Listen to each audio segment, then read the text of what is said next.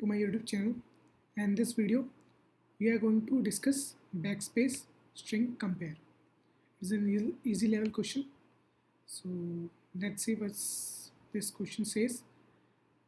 Given two string s and t, return if they are equal when both are typed into empty text editors. Hash means a backspace character. तो basically हमको दो string दी जाएंगी, string S and string T.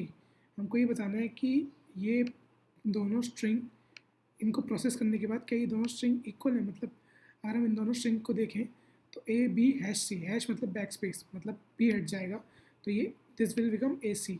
And in T also it is A D hash C, तो hash की वजह से D हट जाएगा and it will also become A C. तो both the strings are AC, therefore both are equal, so we will return true, else we return false. So let's discuss this question on our OneNote. ठीक है, तो उसके लिए हमने क्या किया, एक स्टैक बनाई है. तो बेसिकली हमने दो स्टैक बनाई है, तो चलो अपनी स्टैक क्रिएट कर लेते हैं.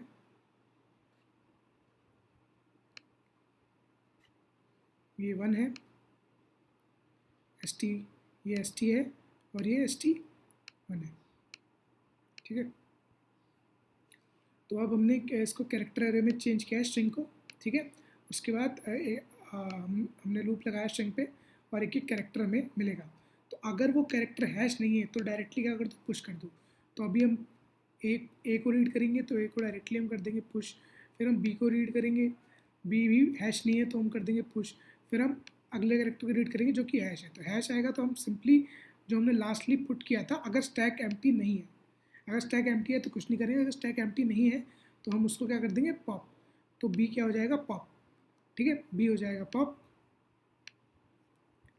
ओके, अब उसके बाद हम सी को रीड करेंगे और सी क्योंकि हैश नहीं है तो सी पुश हो जाएगा. Okay, now we will loop on T, string T. तो स्ट्रिंग टी पे लूप लगाएंगे तो सबसे पहले हमारे पास आएगा ए, तो ए हैश नहीं है तो पुश कर दो. उसके बाद आएगा डी, डी हैश नहीं है तो पुट कर दो. उसके बाद आएगा हमारे पास हैश. तो अब चेक करना है कि अगर हमारा स्टैक एम्प्टी नहीं है तो क्या कर दो, पॉप कर दो डी को. डी को कर दिया पॉप. फिर हम रीड करेंगे सी, सी हैश नहीं है तो पुट कर दो. उसके बाद हम क्या करेंगे, अब किसी एक स्टैक पर लूप लगेगा. ठीक है, बेसिकली तो हम कंसिडर करते हैं कि हम इस पे लगाते हैं. तो जब तक कि इसका साइज़ 0 नहीं हो जाता तब तक हम इसमें से पॉप करते रहेंगे. ठीक है, फिर हमने सबसे पहले हमने पॉप किया सी को, तो सी बाहर आया. फिर हमने चेक किया कि क्या ये दूसरी स्टैक एम्प्टी तो नहीं है. अगर एम्प्टी है तो रिटर्न फॉल्स, अगर एम्प्टी नहीं है तो फिर चेक करेंगे कि क्या इसका जो ऊपर का एलिमेंट है जो हम अभी पॉप करेंगे वो अगर इस वाले के इक्वल नहीं है, मतलब अगर ये दोनों इक्वल नहीं है तो भी रिटर्न फॉल्स कर दो. अगर इन दोनों में से कोई भी कंडीशन सेटिस्फाई नहीं होती है तो लूप आगे चलेगा. इसका मतलब ये भी यहाँ से पॉप हो जाएगा, ये तो पॉप हो गई, ये भी पॉप हो जाएगा.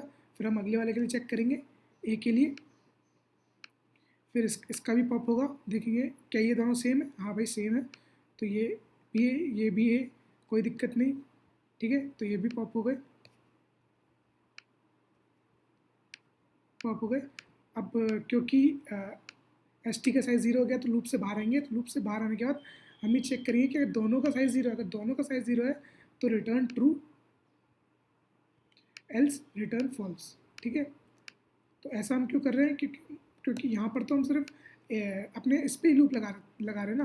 और ऐसा हो सकता है कि ये वाले स्टैक में कोई कंटेंट बचा हो लेकिन ये वाला स्टैक ख़त्म हो गया हो, तो इसलिए हम यहाँ पर चेक कर रहे हैं कि दोनों ही स्टैक एम्प्टी हैं क्या. क्योंकि अगर एम्प्टी नहीं हुए तो इसका मतलब स्ट्रिंग तो इक्वल हुई नहीं, तो अगर एम्प्टी है तो ट्रू, नहीं है तो false. So guys, if you like the video, to subscribe to YouTube channel and share it with the friends. Thank you for watching.